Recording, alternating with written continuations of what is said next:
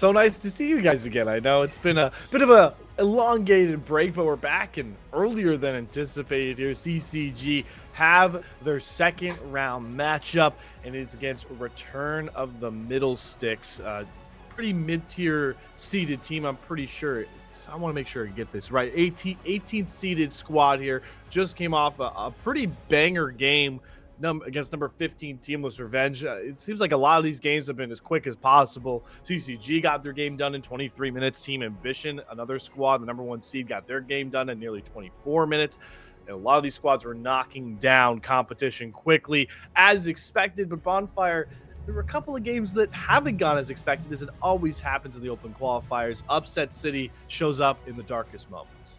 Yeah, the biggest name to look at, the biggest head being taken down, Lit Esports, the number 4 seed, just ahead of CCG, already fallen. And that's a team with Dragoon, Messages. I mean, not a bad team by by any means. No. And so it's very surprising to see them lose. Some other big names as well dropping. But as a whole, I mean, the big one to look at is Lit Esports. Obviously, the number 4 seed dropping is always going to be a big name. Falling, and I think that if you're solely a CCG person, you get your horse blockers on, you're just looking at how this squad is doing. Great, this is fantastic for CCG because that has allowed them an opportunity where they might not have to play the number 4 seed the entire time. All they have to do is win out, and they will never have to face Lit Esports. And this is what I was talking about. Sometimes that first game is the scariest game, Slayer. Yeah, it certainly feels like it for the Lit Esports fans who are as far away from Lit right now as probably possible after that start. Well, I'm not allowed to make puns. All right, I'll allow it. You had stockbroker jokes. I can't make the fun analogies. I just get the play-by-play.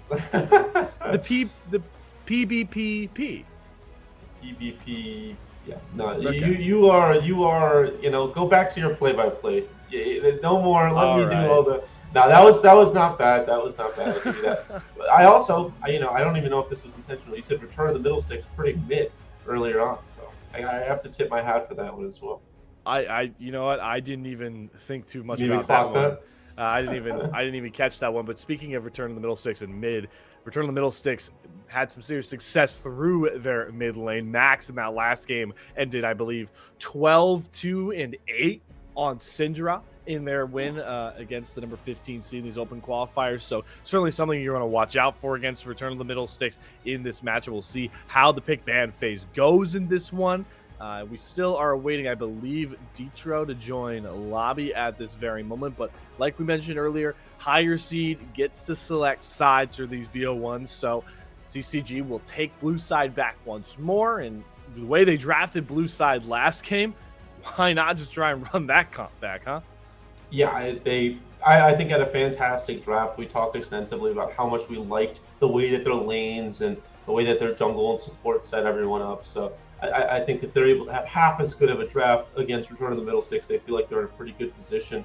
But this ROTM roster is not something to look down upon. Both you and I have casted quite a lot of Return of the Middlesticks games, and not a bad team by any measure.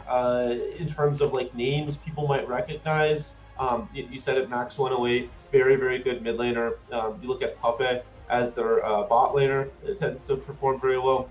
I like to think, when I think Return of the Middlesticks, I think Dragowski in the jungle, kind of setting everyone up, making sure everyone's in a good position.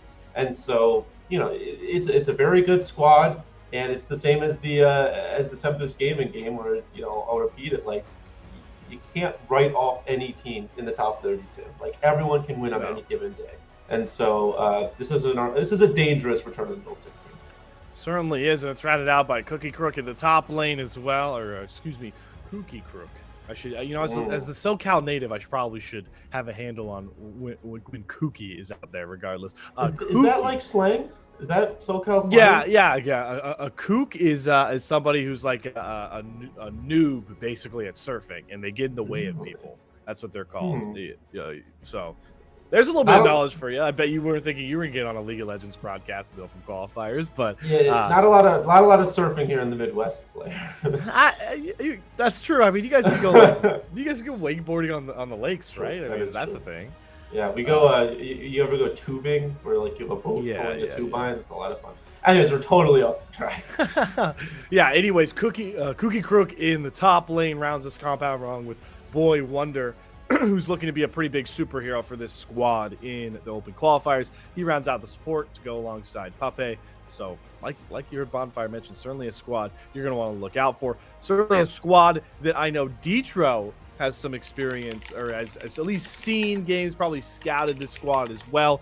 Detro is a part of the ACL roster for CCG, and Return of the Middlesticks is running their ACL roster in the open qualifiers right now. This is their bar none 5 players that run in the Aegis Champions League as well. So a little bit of a rivalry there brought over from the ACL on top of the open qualifiers, and it's going to be interesting to see how these teams respond to maybe what they've seen from the other squads. You certainly assume Bonfire that CCG potentially got a better look at Return of the Middlesticks' game compared to ROTM, considering they finished it so quickly. Hopefully they have somewhat of an idea of what they want to do with this draft based off what they just saw from the 18th seed in the open qualifiers. Yeah, I just want to say I think it's so cool that the ACL is just kind of this like de facto amateur, like let's see what we can build into.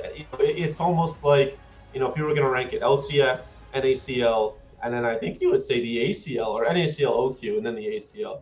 But it's just fun that we have this ranking, and like you said, shout out Aegis, Aegis, or is it Aegis? I think it's Aegis. I say yeah, Aegis. Okay, all right. Shout out Aegis. Obviously you and I cast there in the lower leagues, but everyone's very nice over there, and it's cool to see so many alum, making their way over to the OQ. And speaking of some of those alum, they're live with this Game 2 draft. You can see it on your screens. Like I mentioned earlier, CCG is on your blue side right now, running through the draft, and out the gate looking to take away that Poppy, which puts a smile on my face and a frown on Bonfire's. Yeah, I'm a huge Poppy fan. I love Poppy. I think she's very good. And Slayer hates Poppy because she's very good. True. I mean, not wrong.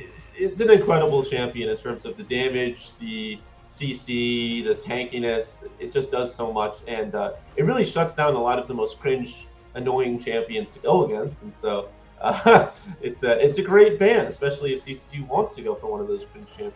It also I'm curious because I wonder if it telegraphs the Lee Sin a little bit. Lee Sin may be one of the worst champions to go into a Poppy, and so keep an eye on the Lee Sin question mark for Hyper. True, and we already see Shockey getting the respect he deserves in this second game. Renekton, the first ban taken off the board. Shockey had an absolute, I believe, near perfect, if not perfect game on Renekton in game number 1, deathless at least. And yeah, it looks like Return of the Middlesticks certainly at least did their research looking at maybe the champions played in that 23-minute route of Tempest Gaming, because they're just nailing away all the champions that CCG played in that one, forcing them to play something they haven't put on the stage yet in the second bout of open qualifiers. Yeah, it's a little surprising that they banned out the Tristana instead of the Ahri. I felt like Lunar had a great Tristana game, but realistically, I do feel like Rain did a lot more in terms of like CC and just disruption in that game on the Ahri. That being said, they still do have another ban, and they're actually going to go with the Kaisa ban, it looks like. It's been interesting. But yeah, keep an eye on the Ahri. If I'm CCG, there's no Vi ban, there's no Ahri ban. You know how well Rain played on that Ahri. I think that's a definite possibility. It's very hard to counterpick into an Ahri, but LeBlanc is also a champion that is decently difficult to counterpick into, in my opinion, and is a champion Rain certainly loves to fan out from time to time. And LeBlanc, despite the static Shiv nerfs, still pretty prevalent in the meta right now, and will be the lock-in there for CCG. I'm not the biggest fan of B1ing mid laners, but if you're going to B1 a mid laner, Nico, Ahri, LeBlanc are probably the 3 that I feel pretty strong about. Yeah, B1ing LeBlanc, I don't know if I love it for the same reason that you brought up, which is it's just so easily counterable. I do feel like there's, the landing phase is kind of difficult for LeBlanc, and so ROTM really have their pick of the litter for mid laners they could choose. The question is, do they choose it in the first round? If they don't, then this LeBlanc can ban out some really volatile matchups, as instead they're going to focus on their jungle and their support, and they've gotten their engage down from the game. That's their tanks, that's their engage. Everything else is going to be damage. I can guarantee you that. And unfortunately, that does mean that we are going to be robbed of another Detro Rel masterclass. I'm a big fan of Rel, I'm a big fan of Detro, and had some pretty great engages in that last game against Tempest. A lot of powerful picks here being fanned here by Hyper. The Cassante going to be locked in. So CCG are going with an unconventional draft strategy here, Bonfire. They B1 and 2 their solo lanes. I can't remember the last time I saw that. Yeah, I don't know. They probably have a plan. Obviously, their coach being ported over from CB Lowell, so I don't know what the Brazilian draft strategy is. Is this how they do it in Rio de Janeiro? But it's interesting. It's different. It could be a disaster, or it could work out well. I do think that I like the Cassante in a lot of different matchups. They're going to pick their support and leave AD up. I don't know. It's very off the walls here. Leaving ADC and jungle up last is. I mean, those are usually the first two. Those are the two that you first pick because they can go into anything. Hey, if there's any team we have faith in, it's gonna be CCG. So I'm not even phased. I'm not phased at all. I'm a little phased. They've got. They've got the plan, Bonfire, right? There is a plan here, and regardless, a lot of good picks they're making outside the fact that they're not maybe going traditionally how you would expect it. Nautilus, some great engage. I feel like is a decent way to counter somewhat what Rel wants to do. We didn't see it from Diamond Killer, but I think Detro, if anybody's going to understand how to shut down a Rel, it's going to be a very good Rel player. Cassante is a very powerful top laner that I feel can match Jax pretty well. But I am curious where they're going to pull out a lot of this extra damage, especially in the attack damage phase, and that's why I think ROTM running a Viego ban is a pretty smart ban. Take away those carry junglers. If I'm CCG here on the second ban, they take Annie away. I gotta think that the Syndra ban has to come here after what we saw from the ROTM mid laner, after what we saw from Max last game. It seems like just a really smart ban. I would actually ban Lissandra. I think Syndra's a really good carry, but I think that if you're going into a Lissandra as a LeBlanc laning, it's Jover. Like, I don't know what you're supposed to do. You dash in to try to get some damage off, and like, oh boy, like I'm rooted. There's nothing more I can do, and yeah, it's just kind of cookies. So I don't know. I would ban out the Lissandra. It's one of LeBlanc's hardest counters, and it would make things very difficult. That being said, Lissandra late game is really going to struggle into a Cassante and an Nautilus, so it really is up to if Rain feels comfortable enough going into it. Talia, also very annoying to go into as LeBlanc, so I can see that. Like I said, it's just there's so many mid laners that lane really well into LeBlanc. The first pick kind of is a head scratcher, but if Rain can call their shot and still scale up, then this is a fantastic. Yeah, I also just like Syndra a bit more because of what you talked about. She scales up so well, and not a ton of damage left on Return of the Middlesticks comp right now, and especially not a lot of range damage. Like, we kind of saw an issue with that from Tempest in the last game. I would have loved for CCG if they saw Malzahar get locked in on ROTM side, but I was afraid the Ahri might also be played. I was going to assume this is going to be a locked-in Ahri, so we're having some, this is like a weird deja vu moment for guys like Detro and Rain, right? Obviously, they played against Ahri and Rel, but to come off a game dominating on Ahri and Rel and have to go against it, it's got to feel a little weird. Yeah, it's definitely a change of pace. I do think Ahri is pretty good into LeBlanc. It's not the hardest LeBlanc counter. I don't think that goes through because that would mean a real lack of damage. I mean, Hecarim does do damage, but not consistent damage. I liked the Lee Sin hover, if I'm being honest. I also liked the Kindred hover, but they are going to continue with that Hecarim. And I just don't know where they go with AD now because the Kai'Sa has been banned out. Kindred was banned, so they couldn't have gone Kindred. Xayah and Nautilus just feels like a very strange matchup for the bot lane. I like Xayah, though, because of the amount of CC that can be thrown out here against CCG. I think this gives Lunar just like at least one. Featherstorm gives you that buff, right? You have that buffer on CC. You can at least like collect your thoughts while going untargetable.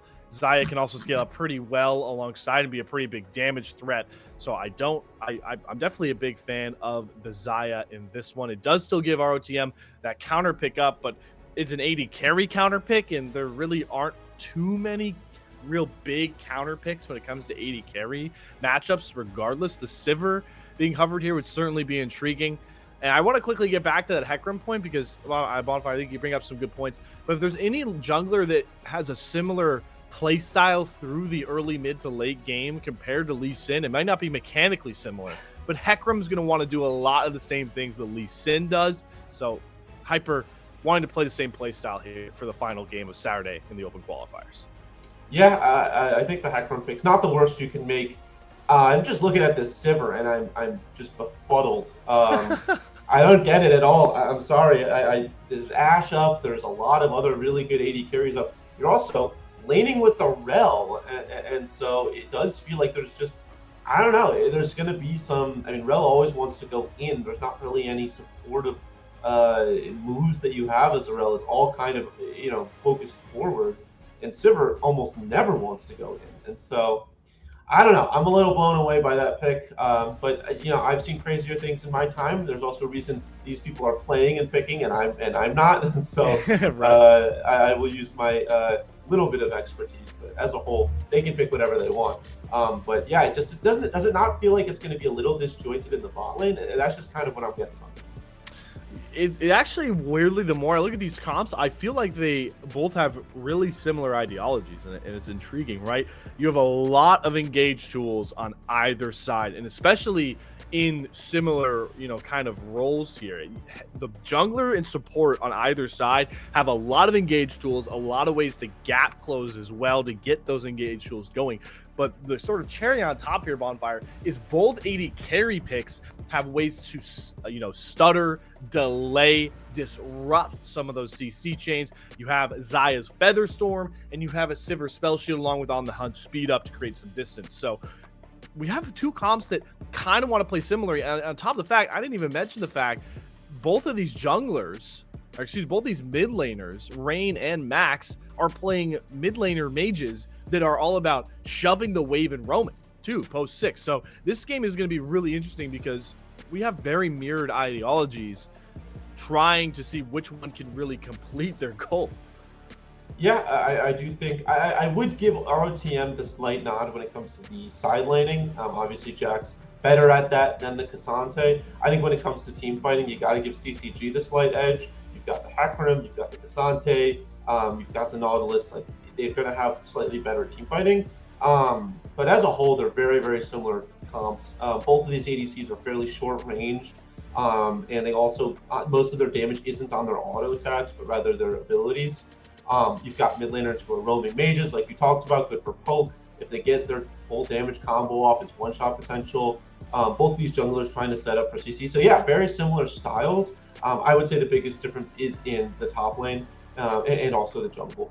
To an extent, I do think Hecarim does a little bit more in the damage department than the Maokai, and vice versa for the Jax and the Cassante. But as a whole, I'm going to have to agree with you. I do probably, I know it's the first time this has ever happened. Jeez. Write it down. Somebody clip it. Bonfire just agreed with Slayer. I know. Well, yeah, I never want to be wrong, so I never want to agree with you. Whoa. That was the most backhanded diss ever. That was very much a diss, yeah. I don't know. I CCG, and Shocky we trust, I suppose. Hey, how'd that work out last time? Exactly. That's to be Shocky. In Shocky we trust. One thing also I want to ask you about is, I mentioned the fact that Hecarim plays a similar style to Lee Sin early game, and it's once again Hyper versus a Maokai. What do you think the pathing looks like early from Hyper on this Hecarim, and what lanes do you think he's targeting to get out there and create early leads for CCG, sort of like we saw against Tempest? Pre-6, I think you're looking at Ari. I think post-6 you're looking 5. Short and sweet. I like it. Big fan of it. So there you go. Certainly going to see Hyper have the early game adventures in that jungle matchup. We could sit here and talk about the draft for hours. I guarantee you hours. But that's not the fun part of League of Legends. We're here to watch how it plays out on that Battleground Summoner's Rift. And luckily for you guys at home, that's just on the horizon. So we're going to go to another short break on the other side, though.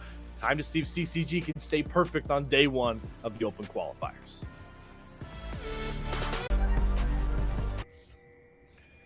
Good old Summoner's Rift once again today. Open qualifier day number 1 for Open qualifier number 2 here. CCG routing Tempest Gaming in the first one, now setting themselves up for a big-time matchup against return of the Middlesticks on your red side.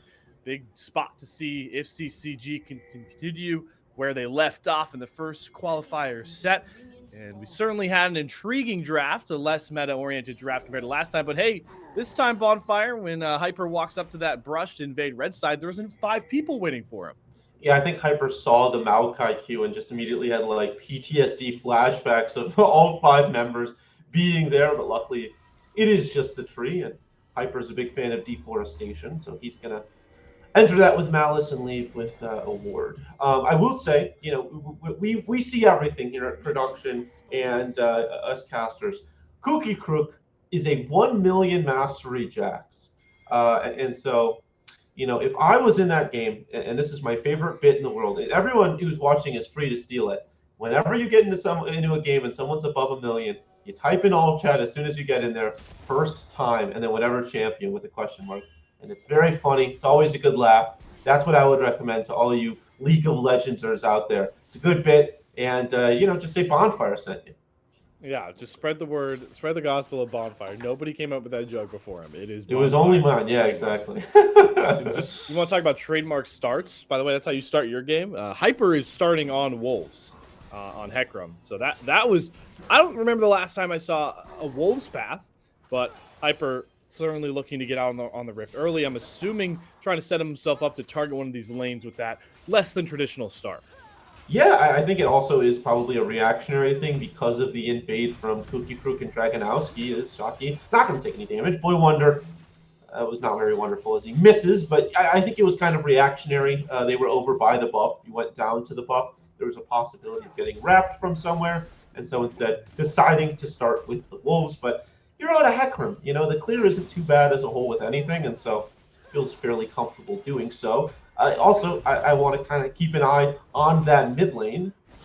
Going crazy. That's what 1 million mastery will do you. Mid lane, already some of those pots being burned from rain. It's just a rough matchup into the Ahri early with that W up. And so LeBlanc needs some time. Ooh, but here's another good route here from Detro. Ignite onto Puppey. So the Nautilus doing work here. Lunar's just going to go forward. Puppey is overstepping and punished. First blood, Lunar picking right where he left off in game 1. Split the Rel, split the Sivir. You're going to get yourself a first blood. Detro, doesn't matter what engage champion you throw them on, they are going to find the engage in some way. And right there, beautiful hook and root. The Ignite just immediately dropped Puppey, opting not to use the flash. I think concerns of Lunar flashing behind them, just recognizing that death was probably going to happen no matter what. And indeed, that is what happened. And so already, a better start for CCG than the first game, a 1,000 gold lead at 3.5. You know, when you said, I thought you were making a Dr. Seuss line right there. I was waiting for the rhyme.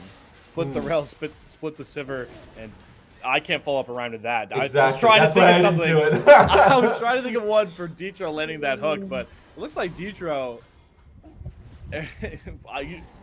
you know, Alls just gave us a sick rhyme. Regardless, I don't think we have time to talk about it because Detro's had to burn flash. He's playing a little too much fire. He's trying to take all the smoke here, and he does have Hecarim, but Puppey's just going to burn him down. Hyper goes popped, will find the trade. Lunar flashing over the wall. Oh, no! All the smoke, but Dragowski able to get away. Puppey is starting to fly with that lethal tempo, will find the trade and flashes to safety. Lunar cannot get over the wall, and somehow when the dust settles, ROTM come out with 2 kills in their own jungle. Yeah, oh man, Lunar, that is just brutal. Flashes over the wall and Dragowski pushing him back over. And it felt like if Lunar was there that entire time, I think they at least get 1, probably 2, but pushing them over the wall means that Lunar has to do the long wrap back over that small wall and just wasn't able to get the damage across. And that early lead that was created has already been lost. It's back to even. Huge shout out to Dragowski and Puppey. Played that one very, very well. And just kind of recognizing just their limits on the champions. Again, this return of the Middlesticks team, they're not your typical 18 seed. This is a good team. And they're showing it right there. Fantastic communications and fantastic macro play. Certainly a good way to get themselves back in the games. Sort of get a pace slowdown means we can take a look at some of these rune choices? And as I say that, no, because CCG is still all about invading. Hyper all up in the face of Dragowski. Good knockback, but pulls turret aggro, so he can't go any further. Still just trying to be as pesky as possible in this Maokai's jungle. Yeah, they have the kill advantage. They have the item advantage as well. I do think with phase rush, they want to be going in, popping the phase rush, being able to run out if need be.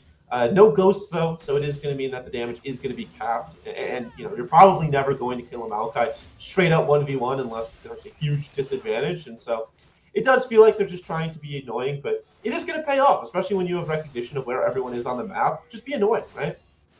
Just being a nuisance is the name of the game on Hecarim a lot of the time here. I want to talk about this rain on that LeBlanc. We talked about we're on patch 13.13, which means the static shiv nerfs are very much alive, but rain is still going to run static shiv here with this LeBlanc and the fleeting footwork to double down on.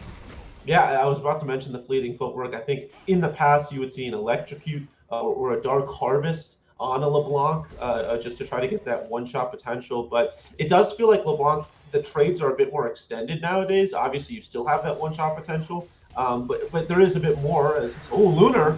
Lunar, no flash here. Beautiful combo from Boy Wonder, and that's going to be an easy kill picked up by Dragowski. Hyper roaming over, won't be able to collect anything else. And ROTM are really starting to show out towards the bot side. Hyper now here as well, but gotta think he's just trying to pick up the wave. Dragowski is here. The dive could be a potential. The hook spell shielded right on time by Puppe. And they're just going to try and force Hyper off this wave, but Turn of the Middlesticks have fought back from their early woes beautifully.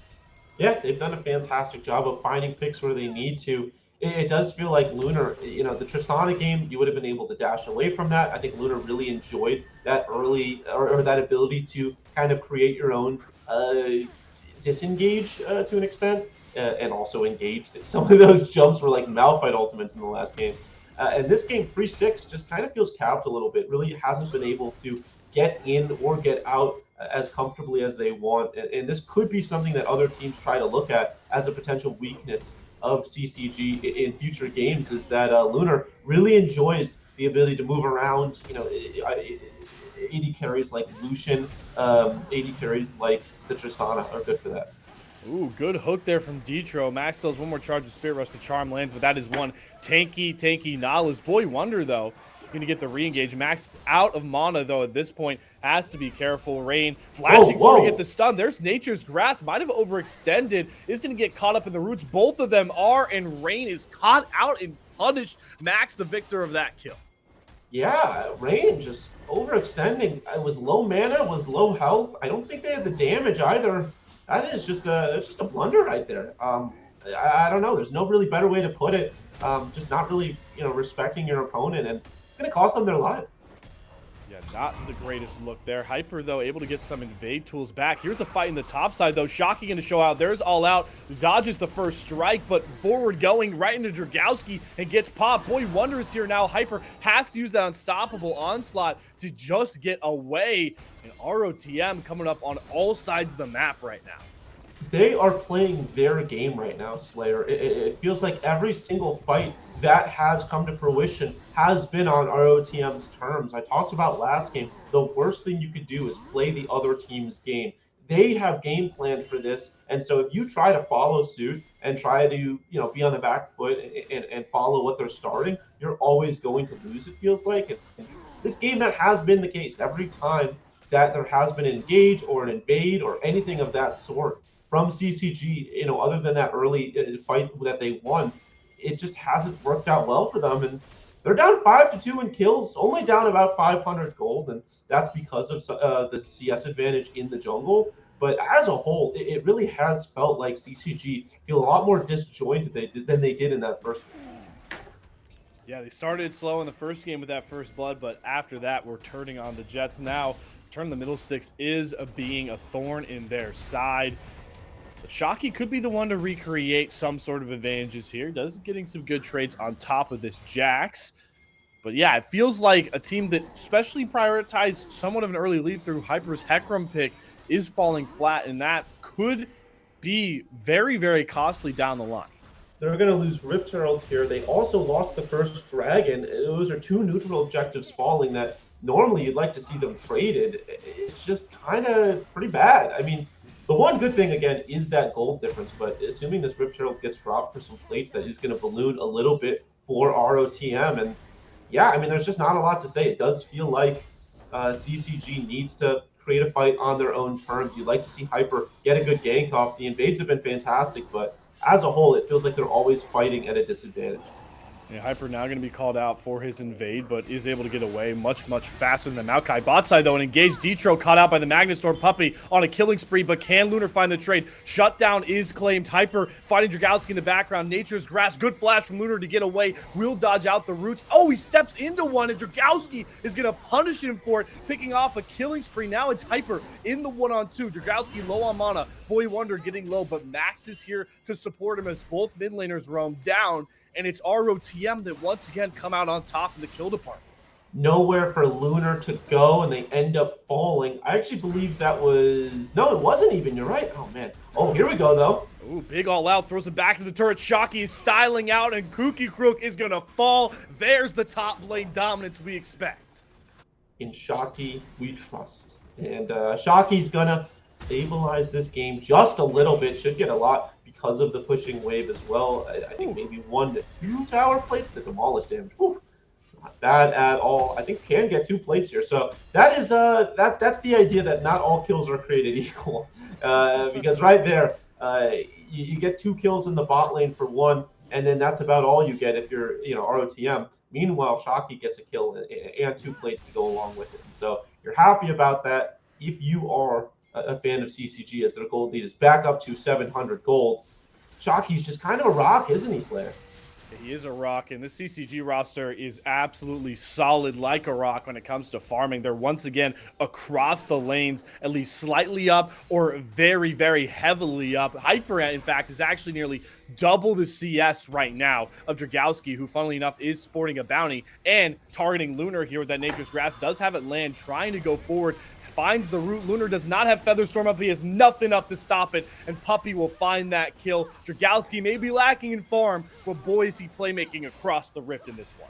Yeah, they are just abusing Lunar and the inability to, dodge out that on that CC. And this is what I was talking about earlier. It does feel like Lunar, if they are not on a champion that is able to move around, that can create their own disengage, they kind of get caught out quite a bit. I mean, it just feels like Lunar is constantly in positions that are terrible to be in. And right there, I mean, there's not a lot that they can do. You can't really blame that one on Lunar. But as a whole, it does feel like there are a lot of times where Lunar is just getting, 1v3'd or 2v3'd, and they're not able to get out or create their own disengage.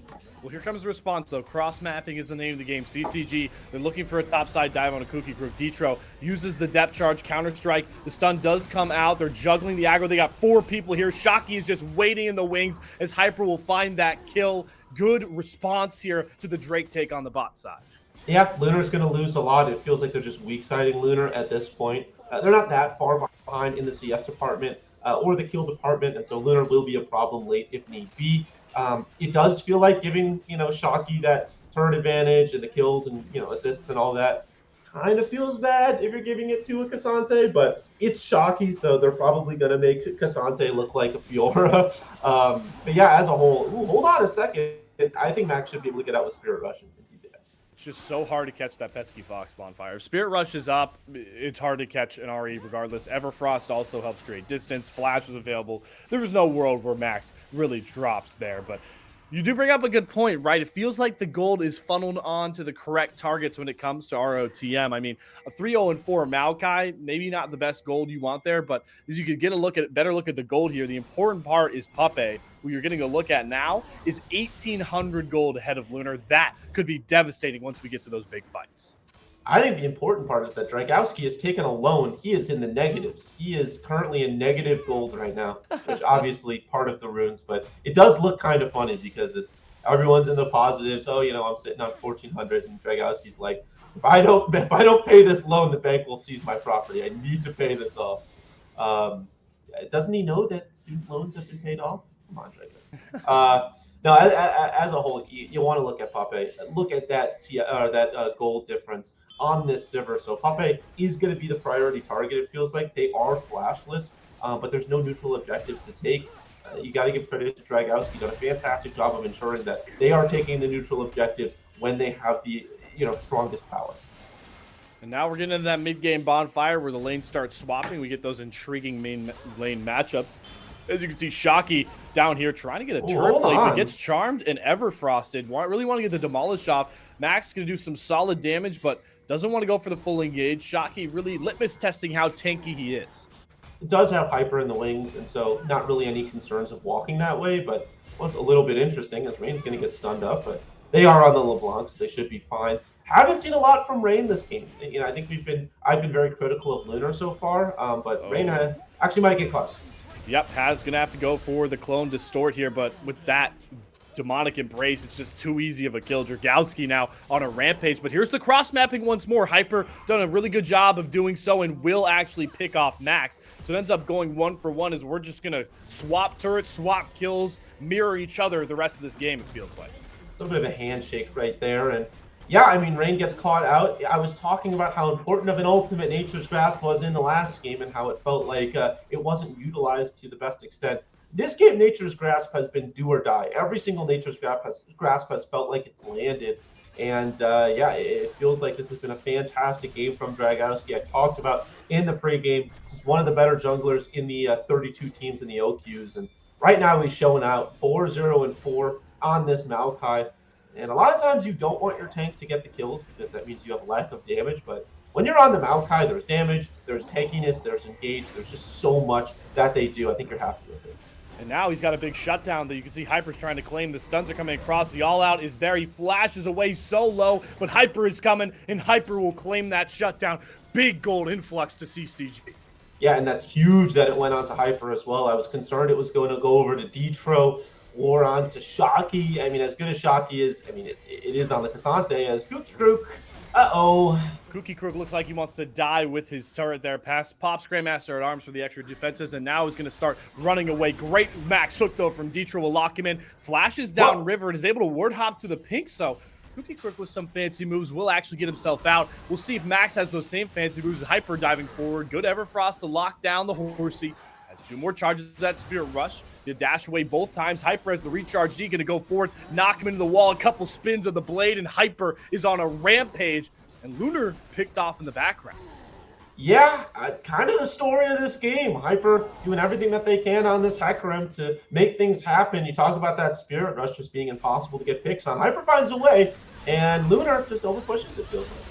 And now look at this boy Wonder. He's just going to go in. They blow Detro up in an instant. Pape doing so much damage. It's going to be Dragowski, the victor of that kill. But you're really starting to see the online power of this 2-item Sivir.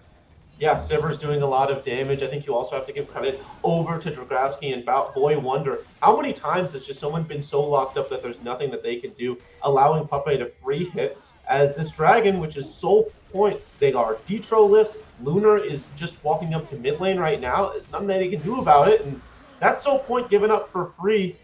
The gold might be even right now, but neutral objectives are anything but. Yeah, that is a scary, scary sight. Now CCG are going to be forced into playing around that pit for virtually the rest of the game by this point. So something certainly big to watch for going forward. Yeah, it doesn't feel like Hyper has been able to get into these positions to contest these neutral objectives, and it's nothing against Hyper as well. We talk about how good of a game that Hyper's been having on this Hecarim, constantly invading, getting the solo kills. But in terms of the neutral objectives, it just hasn't been them. And Lunar, again, I mean, look at how much safer they have to play on a champion like this Xayah. Feels like if they're on the Tristana, they are in melee range of that tower without a care in the world. The ability to jump out feels comfortable enough, but now has to be concerned about Kooky Krook hopping in. They are not a kook on this Jax. They know what they're doing. And so the concerns of the engage are there. Lunar just not able to push up as far as I'm sure they would like. This is really where CCG are going to have to start making a stand and pull away, right? This game has been pretty neck and neck, maybe even favoring ROTM, but they played really aggressively in the jungle, and they're going to go back to that now, trying to assuage Dragowski, but those pesky saplings work as so many facets. They're able to keep him safe, and you could really just feel, you could see, honestly, Bonfire, how desperate Hyper is to continuously make plays across the rift. Yeah, it does feel like a lot of their damage has been capped as well. CCG, it's an 0-2 LeBlanc. It is a 2-4 Xayah. That is most of their damage. They kind of have to hope that this Hecarim's going to do a lot, as mid-turret, sure to fall. Yep, there's Shelly. Knocks it down with ease. Won't be able to get the second charge out thanks to Lunar and Rain. But you bring up a great point, Bonfire, is that the damage really has been capped. And while Rain and especially Lunar will start scaling up and start hurting, that's a ticking time bomb on the other side. ROTM, they're daring them to try and go for these aggressive engages, aggressive plays. And if they fall flat, this game might just fall out of hand. Right now, they're going for Cookie Crook, though. Hyper has popped the E. No ghost yet, though. And they're just not able to get on top of the side laning Jax. There's a lot of disengage. Cookie Crook, along with Max 108, just feels like they can get out of any type of engage. Spirit Rush, Jax is a little hoppy frog, so there's just not a lot that they can do. Kind of have to hope for a team fight. You know, we talked earlier on about the team fighting prowess. That's where they're going to find their strength, especially if Hyper can get a huge ultimate off.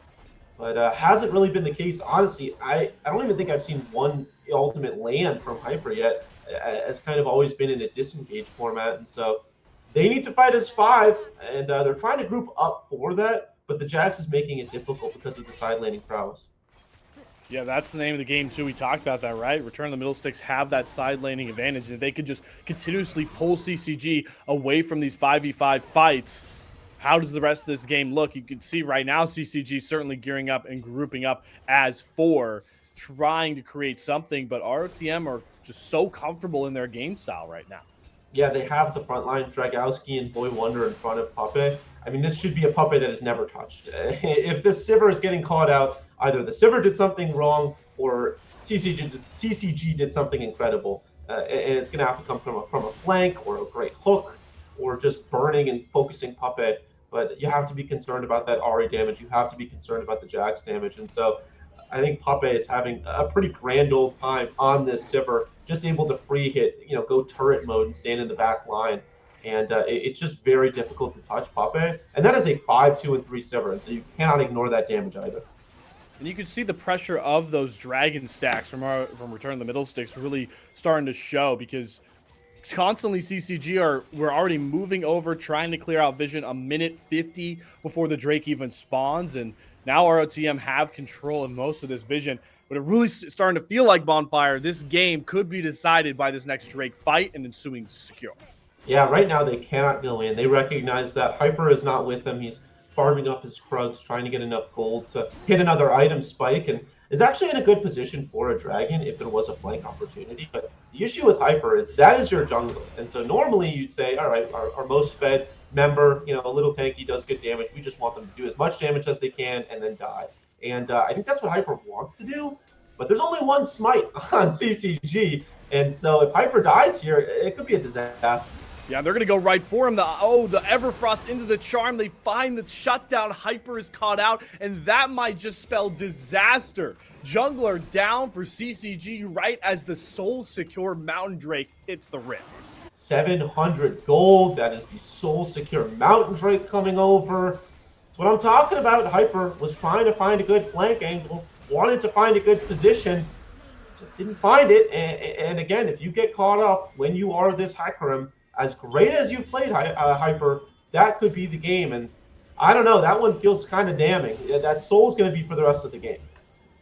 Yeah, that Soul is everlasting on the Rift until someone's Nexus explodes, and now just gives such more of a catalyst towards ROTM. We talked about CCG might feel better in those 5v5 fights, but how does that look now with Mountain Soul secured for ROTM? And you can see they're pressing the issue. They're jumping right onto Baron. All 5 members. Cookie Crook has teleported in. Hyper has just left the base. Now the Baron below 4K. This feels like a free secure, but CCG are going to fight. Huge Magnet Storm into the Nature's Grass. They've already blown up one member. Big all out from Shocky here to pull some away, jumping forward onto Puppy. They have the fear, they have the shutdown. Puppy has dropped, but how much is it going to cost them? Hyper solo. Dragowski finds the kill. Shocky the only one left, and Max is just going to clean them all up.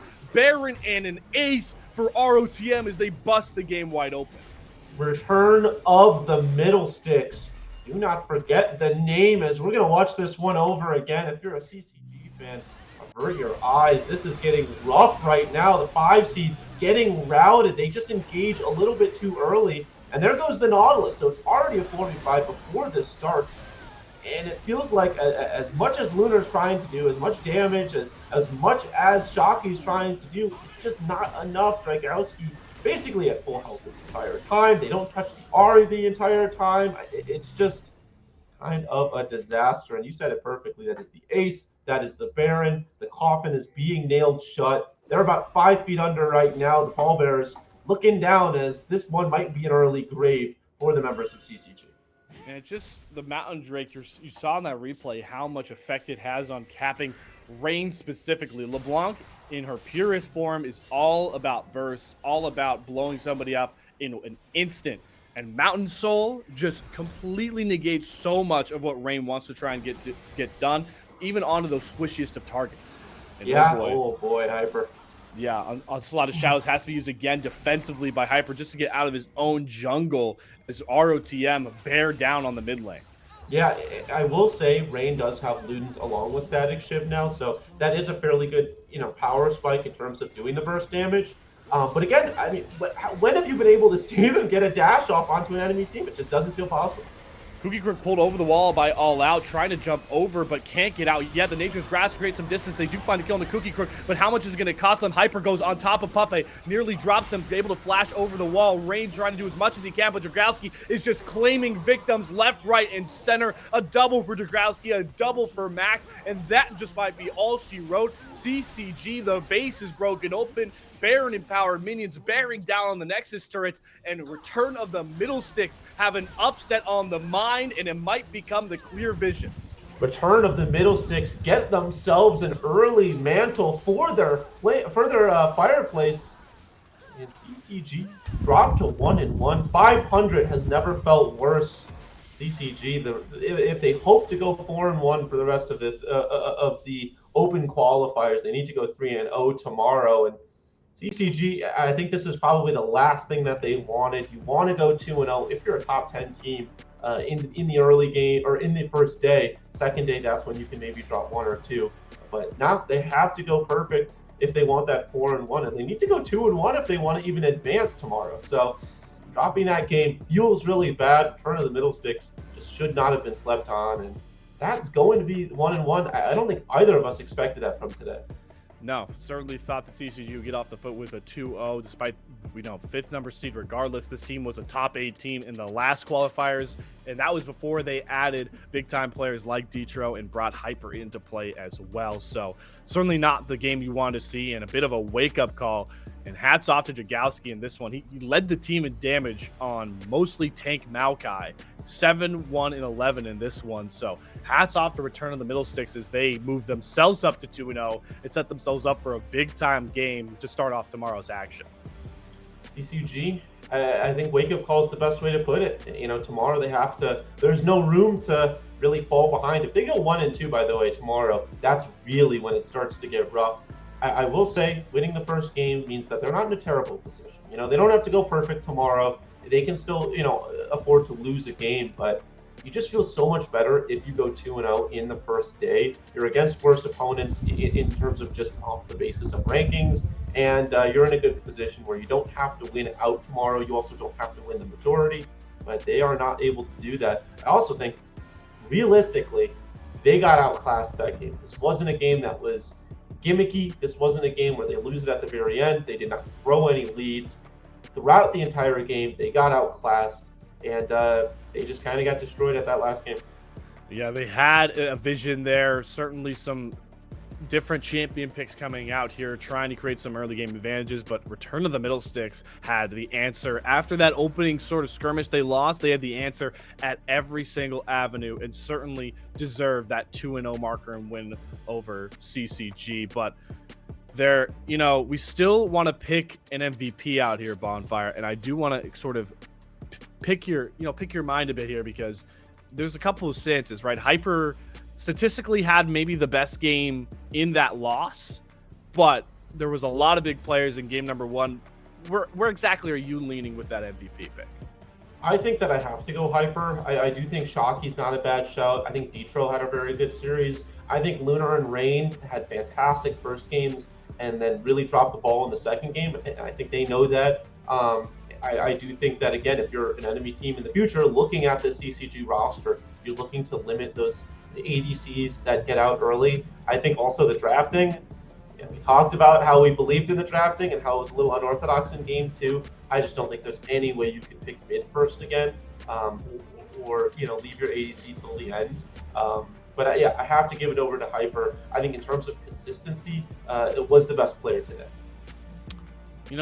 I'll lean with you on this one, Bonfire. I will agree with you. I think Hyper is going to be our MVP. As we can take a look now at his stat line here, his favorite MVP trophy. I think he's been awarded by his CCG this time.